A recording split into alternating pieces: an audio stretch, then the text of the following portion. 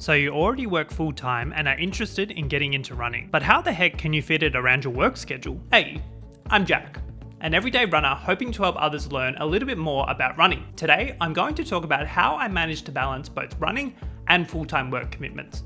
Let's get into it. As James Clear states in his Atomic Habits book, goals are for setting the direction, while systems are there for making progress. Hence the importance in creating a schedule. For me, it was about time blocking my calendar for the week to see where I had enough free time to slot running into it. Obviously, as a full-time worker, 9 to 5 is always filled with work-related tasks, so I had to look before 9 AM or after 5 PM too. As someone who regularly visited the gym before starting my running journey, I decided to continue and opt to utilize that time in the mornings for my running. Personally, I felt my body benefited so much more from physical exercise in the morning compared to the afternoons after a long day of work not really wanting to get out there for a run. Though, as I got further into my marathon journey, found myself opting for an afternoon session after work if I'd felt quite tired after the training load in the earlier part of the week. If you're struggling to find time on where you can slot running into your own schedule, I would highly recommend the time blocking exercise. So this is where you take an overlook of your week and see what exactly you're doing for the week. Schedule in your work, catch-ups, any hobbies or current training you may have, and find some pieces of time where you can start running into it. I'm sure there are a few hours here and there that you could squeeze a run into. This creates the foundational block to setting both a schedule as well as hoping to create a consistent habit of running. For many new beginner runners, you don't need to schedule hours upon hours to build up that fitness level. You can start with a very small amount and then find some extra pieces of time through your week to add more running into it as you go on. And it is entirely up to you on where you schedule your running to. If you prefer running after work, go for it. Or if you're like me and are a morning person, put it there. Spend a couple weeks trying out the schedule you've built to see if it works for you and make the changes as necessary throughout it. Because life can be unpredictable at times and often we may not have enough time to fit in our running each week too, and that's totally acceptable. You need to put your health and well-being first. Goals are an important factor to see a clear finishing line. That can be training for a couch to 5K, a particular race distance like a half marathon or a marathon, completing a running program to get your base level of fitness up there, or even something as simple as trying to fit 30 minutes of exercise in each day. Doesn't have to always be running. Lucky for me, when training for the New York City Marathon last year, I had realistic and attainable goals that kind of built me up towards a marathon distance, knowing full well I wouldn't just somehow manage to get out there and complete the distance alone without any training. Oftentimes, training for an event or a particular race of a certain distance, you'll have smaller goals that you will work towards, whether that's completing 4-week training blocks and having a taper week before getting into the next load of training, or even seeing the distances increase in your training as you progress. For many running related goals, whether that's a program or a particular distance you're training to race for,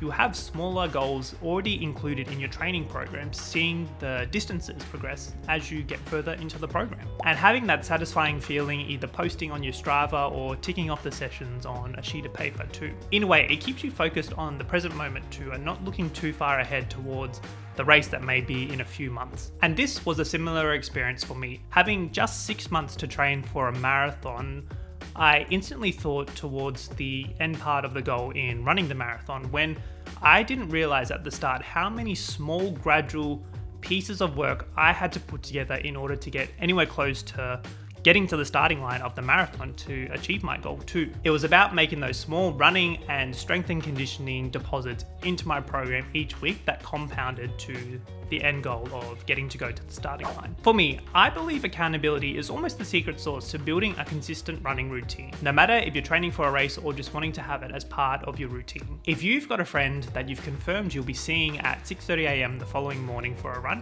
you're more likely to stick to it than just being left to your own self trying to get out of bed early on a Sunday morning. Why? Because you'll feel bad not getting up the following morning to actually go and join your friend and leaving them to find out how they're going to run by themselves. And you can continue to keep the ball rolling by making it a consistent weekly catch up with them. After a while, it can become a habit for you both and a chance to catch up each week. But even if you don't have anyone in your circle quite into running, you can verbalize your goals to a family member or a friend. I myself am a big fan of highlighting each session I complete each week and having that satisfying feeling of uploading that run to Strava. But I was also lucky to have a friend join me every Sunday when I was getting out for my long runs during the New York City Marathon training. While they didn't join me for the entirety of the run, it was great to have a friend to catch up with after completing a long distance and getting to hear what they'd been up to. It became a weekly ritual for us and we really enjoyed it. While getting out the front door can often be the biggest barrier to starting your running journey, planning the night before can help ease that burden as you get up from bed. This could be setting out your running gear for the morning before getting into bed, or even packing it into a bag that you bring to work if you're looking to get out after you finish for the day. As a full-time worker, I feel like a large part of my brain and mental space goes towards thinking about the following day at work, when I don't really give myself enough time to think about what I'll be doing for my running routine the following day. This is why I personally decide to lay out all my running gear the night before, just so I know what I'll be doing first thing in the morning, and it's a chance for me to clear my mind before getting into a busy day at work. Because when I wake up the following morning, I'm not thinking about where I put my runners, where my heart rate monitor is, and where my running watch is. It's all there, set out, and ready to go. But if you're training for a race, it also helps you get prepared for the day before and ensuring you have everything packed ready to go. Throughout the early parts of my running journey, it was important to listen to my body. This is because I hadn't done any endurance running before and had to adjust to the training load that I was putting myself under. It was also the chance for me to contact my coach to have a discussion to see if it was worth pursuing seeing a physio to see if whatever I was going through at that point in time would hamper my training load and opportunity to get to the starting line too. While I love getting to go out for morning runs and seeing the beautiful sunrise, at times I have to be realistic with my body and current full-time workload, and at times have to opt for the afternoon sessions or even a night session, because training for something like a marathon whilst also juggling so many responsibilities with a full-time job, you get tired and it's so hard to fit everything in sometimes. It's important to be kind and flexible to yourself. Sometimes we can't always complete everything to a T. Starting small can have big compounding effects over time. You don't need to set out to complete a marathon like everyone else seems to be doing nowadays. Heck, even completing a 5-kilometer run is a big milestone to achieve. I know for me, I struggle with comparing myself to others, seemingly achieving all these amazing running milestones while working their full-time jobs, and I'm still here stuck at base point, it feels like. When in reality, I need to realize they may have been training for many years and I haven't even barely crossed over to 1 year of a full-time running journey yet. Especially in the early stages as your body is adjusting to your new running schedule while going to your full-time job.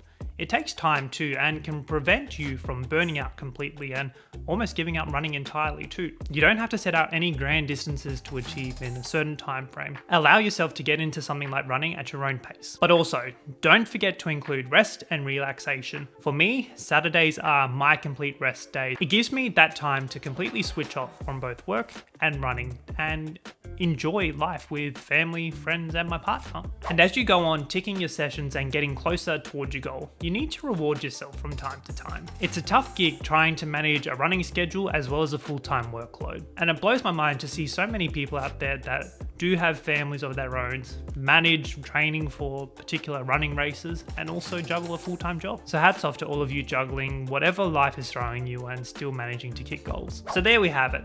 A little bit of an insight in how I balance both my running schedule as well as my full-time work schedule. Now, I feel like I focused more on the running aspect than I did the working aspect, but I feel like the running is the most important part here in the video. And at the moment, for me, work is work. It's from 9 to 5 each day. I can go in, do what I need to, and shut off at 5 o'clock. And for the remainder, I spend the time looking forward to getting out for my next run and getting to share this journey and some insight for all of you mob watching today. So that's all from me in today's video.